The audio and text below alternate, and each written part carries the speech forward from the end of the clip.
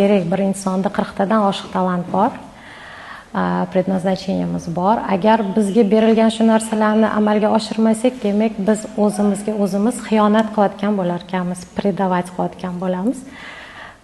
Keyin boshqa joylardan nimaga bizga xiyonat qilishyapti, ishda, o'qishda, uyda. Mana shu bizni o'zimizga xiyonat qilishni to'xtatsak, hayotimiz juda chiroyli, juda go'zal bo'ladi degan tushunchaga keldim. Tochka A shu o'ylagan maqsadimga yetganim.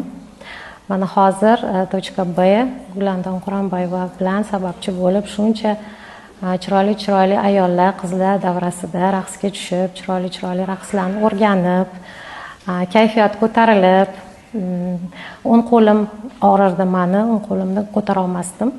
Mana hozir raqsga tushib qo'llarim ham ancha yaxshi harakatga kelyapti.